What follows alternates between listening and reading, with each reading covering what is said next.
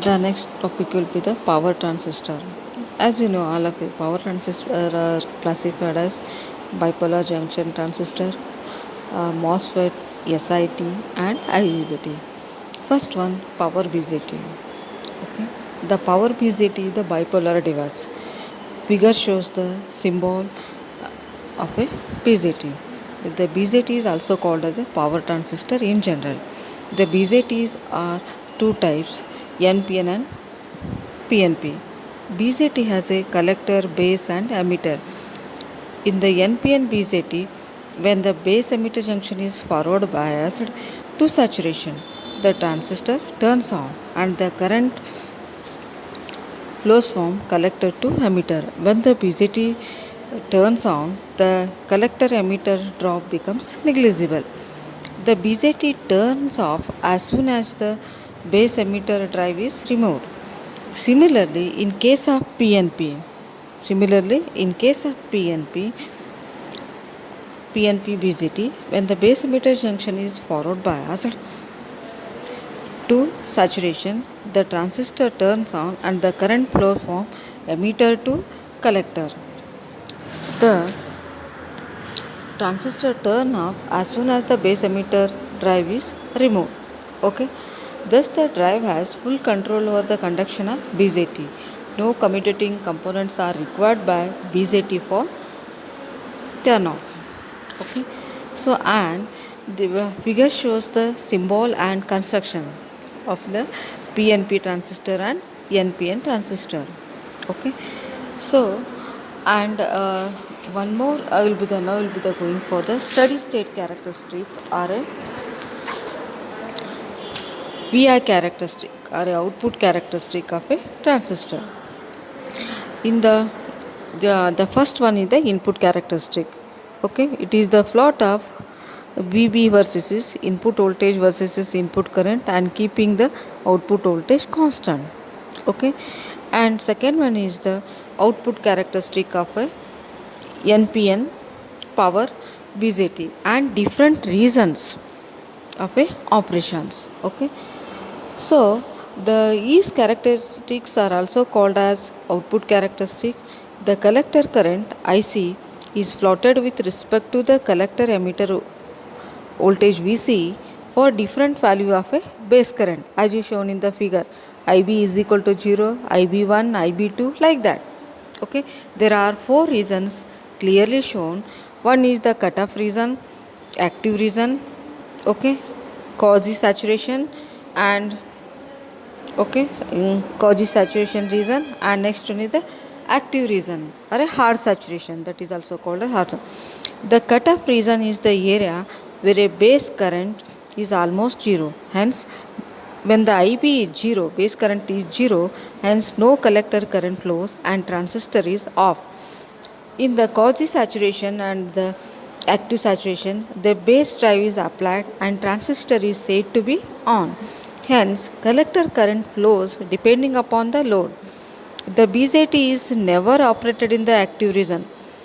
Okay, as an amplifier, it is operated in the cutoff and saturation. Thus, BJT act as a switch. Okay, so here the primary breakdown in a BJT takes place because of the avalanche breakdown of the collector base junction.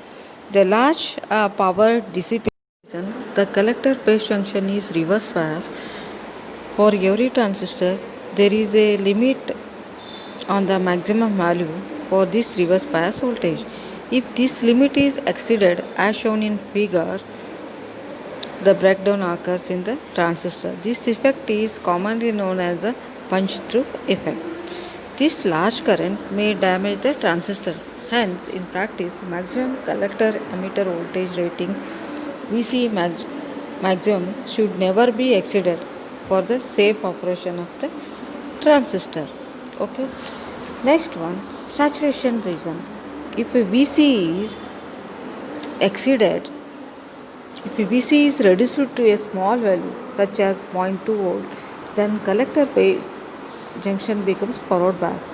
Since the collector base junction is already forward biased by 0.7 volt, the input junction in CE configuration is base emitter junction, which is always forward bias to operate transistor in the active region. Okay.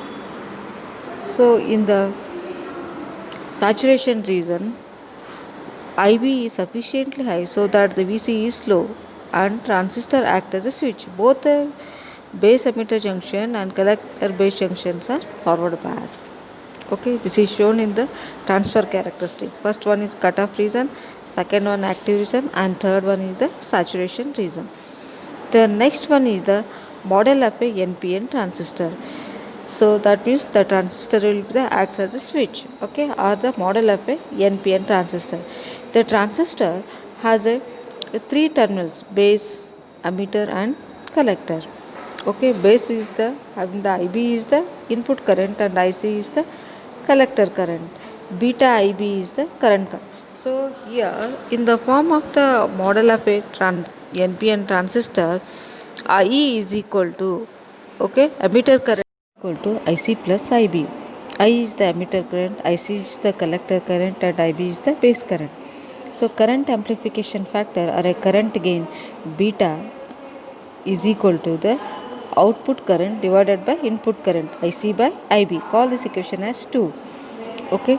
So IC is equal to output current is equal to beta into IB plus ICO. ICO is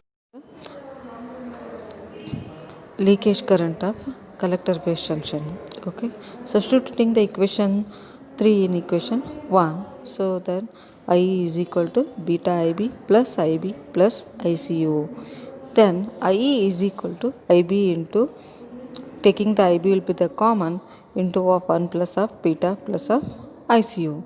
Here ICO is the collector emitter leakage current with a base open circuit and can be considered negligible compared to the beta IB. Therefore, IE is equal to IB into 1 plus of beta. So that means ICO will be the negligible. Okay. So then IE is equal to IC into beta plus of 1 divided by beta. Okay. Also IC is equal to, okay, alpha into IE. Okay. So where constant alpha is related to beta by alpha is equal to beta divided by beta plus 1, or beta is equal to alpha divided by 1 minus alpha, that is the relation between the alpha and beta. Okay, so this is the model of a transistor. Okay, you should remember the current amplification factor for the alpha and beta. Okay, alpha is equal to beta divided by beta plus of 1, or beta is equal to alpha divided by 1 minus alpha. Okay, next that is the transistor as a switch. Okay, so this is the circuit diagram of a transistor. Okay, so that is the VB is your input voltage, IB is your input current, and VB is the voltage between the base and emitter junction. Okay, similar thing for the output side. Here the transistor is operated as a switch. Okay, open switch or a closed switch. Okay, from figure, so IB is equal to the, applying the Kirchhoff voltage law. So IB is equal to VB, that is the input voltage, minus the VB divided by RB. Okay, that is the Ohm's law. So therefore VC is equal to the VCC minus of ICRC, applying the Kirchhoff voltage law. Okay, then VCC minus of, substituting the IC is nothing but beta IB into of RC. Therefore VC is equal to, okay, that is the VCC minus of beta RC divided by RB into of VB minus of VB. Also VC you can write it is equal to the VCB plus of VB in terms of voltages. Okay, collector emitter voltage is equal to collector base voltage plus the base emitter junction voltage. Okay, or VCB is equal to VC minus of VB. Call this equation as 1. Okay, equation 1 shows that as long as the VC is greater than VB, the collector base junction is reverse bias and the transistor is in the active region.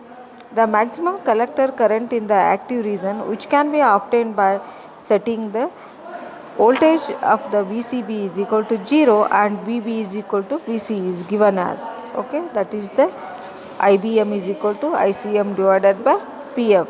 If a base current is increased above the IBM, VB increases, the collector current increases and the VC falls below VB. This will continue until the collector base junction is followed by with the voltage of the base collector of about 0.5 volt. The transistor then goes into saturation. Okay, so this is in the form of you are writing in the form of saturation region, ICS.